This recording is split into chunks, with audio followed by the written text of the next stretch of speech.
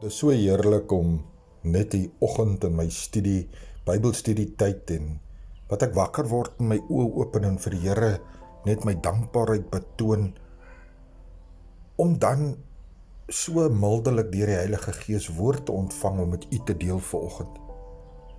En weet jy, die storieetjie wat ek gaan vertel vanoggend het al met so baie van ons gebeur.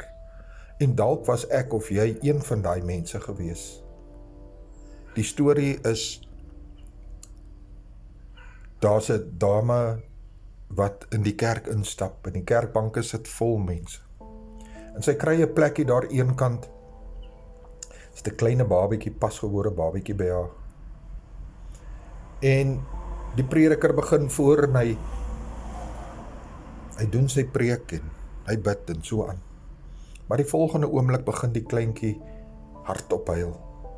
Die mamma probeer alles, sy probeer om haar te sus, sy probeer om die kind stil te kry. Sy vra asseblief, Here help, laat hierdie kind kan stil bly. Die mense natuurlik om haar begin allerhande aantuigings maak en sê, hoekom bring jy so 'n klein kind na die kerk toe? Hoekom gaan sit jy nie daar buite nie? Kan jy nie jou kind beheer nie, en al sulke dinge.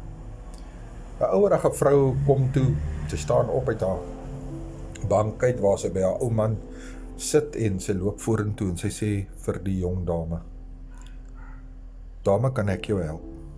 En sy vat die kleintjie en sy begin haar sus. En daar raak die kleintjie stil. Wat is die les wat ons hier uitleer?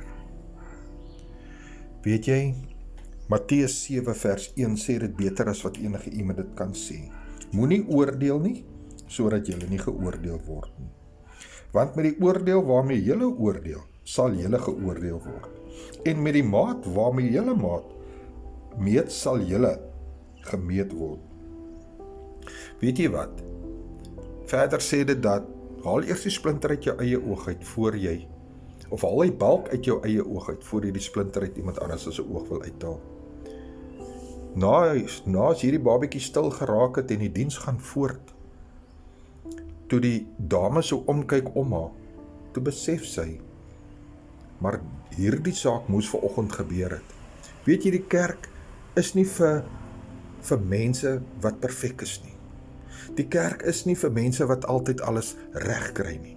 Om die onderlingse samekomste by te woon, het sy dit nou in 'n kerk is, het sy dit nou by 'n huissel is, of in iemand se woning is, of in 'n oop veld is. Dis nie net vir perfekte mense nie. Dis vir mense wat honger is, wat nog wil meer weet van Jesus en sy liefde. Ek laat hierdie woord vanoggend by u. Mag u hart gevul word met hierdie absolute liefde van ons Here Jesus Christus.